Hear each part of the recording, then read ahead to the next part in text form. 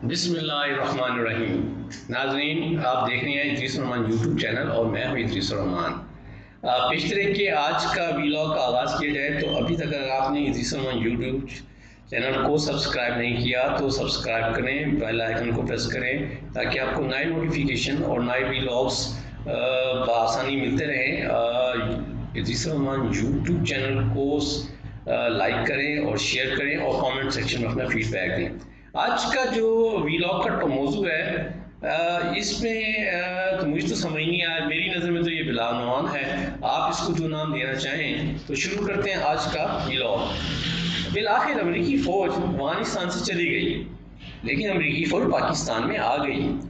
ہم سے جب پوچھا گیا کہ آپ امریکہ کو فضائی اڈے دیں گے تو ہم نے کہا ایبسولوٹلی ناٹ، لیکن امریکی فوجوں کو ہم نے ہوائی اڈے پہ اتار لیا، ایبسولوٹلی یس۔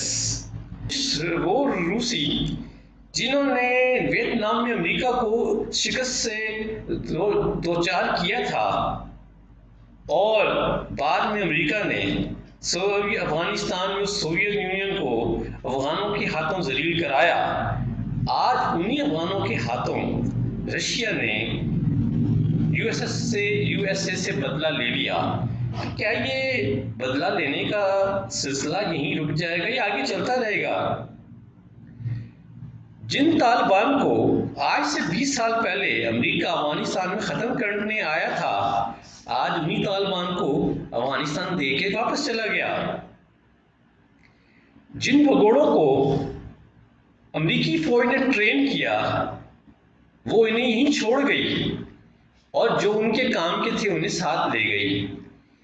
جن کمانڈوز کو برٹن نے ٹرین کیا، سنا ہے انہیں وہ برٹش آرمی میں شامل کر رہی ہے، اور اسی طرح جیسے گورکھا ریجیمنٹ بنائی گئی تھی، افغان ریجیمنٹ بھی بنائی جائے گی۔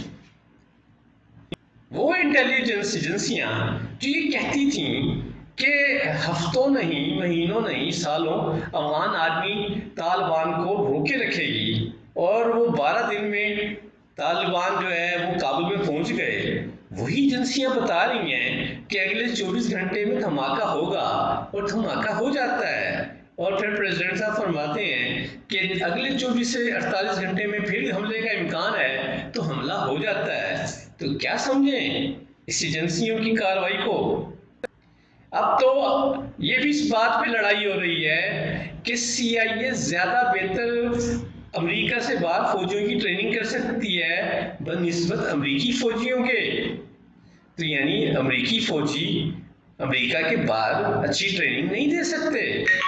وہ بیچارے افغان جو طالبان سے جان بچا کر افغانستان سے بھاگ رہے تھے، وہ بیچارے وہ افغان حامد کرزئی ایئرپورٹ پہ مار دیے گئے۔ انہیں مارنے والا کوئی افغان نہیں تھا بلکہ امریکی فوج تھی۔ جن کی جان کو خطرہ تھا وہ کابل ایئرپورٹ پر خطرے میں آ گئے۔ جو داعش افغانستان میں بڑے عرصے سے چپ تھی، وہ امریکی فوج کے جانے پر ایکٹیو ہو گئی، اور تو اور جس القاعدہ کو ختم کرنے امریکہ افغانستان آیا تھا، سنا ہے مغربی میڈیا کہہ رہا ہے کہ وہی جو القاعدہ کے لوگ ہیں وہ واپس آ گئے ہیں۔ بڑے عرصے بعد پھر سے زندہ ہو گئی ہے۔ کراچی میں جلسہ ہوا لیکن پیپلز پارٹی کے بغیر۔ تو کیا یہ جلسہ پیپلز پارٹی کے لیے تھا؟ پی ڈی ایم میں پی تو نہیں ہے، تو کیا اس کو اب بغیر پی کے پڑھا جائے؟ پی ڈی ایم میں اختلاف استعفے پہ ہوا تھا، استعفے تو نہیں آئے۔ اب بلاول بھٹو زرداری جو ہیں وہ پی ڈی ایم پہ بڑی تنقید کر رہے ہیں۔ اچھا، جلسہ ہوا لیکن اس میں خواتین نہیں بلائی گئی۔ طالبان تو افغانستان میں آئے تھے، پاکستان میں تو نہیں، تو کیا مولانا فضل الرحمان طالبان کی بی ٹیم ہے؟ بلاول بھٹو زرداری بڑے پر امید ہیں، وہ تڑی دے رہے ہیں کہ حکومت گرا دیں گے۔ اس کانفیڈنس میں پیچھے کہیں ان کا ہاتھ ہے یا ان کا ہاتھ ہے؟ سنا ہے کچھ عرصہ پہلے امریکہ گئے تھے، تو کیا انہوں نے دھمکی دی ہے؟ کیا پی ڈی ایم سے پیپلز پارٹی کے اختلاف کہیں ان دھمکیوں کا نتیجہ تو نہیں ہے؟ بلاول بھٹو زرداری اچھے بچہ بننے کی کوشش کر رہے ہیں، لیکن میاں صاحب اور مولانا صاحب تو برے بچے بن گئے ہیں۔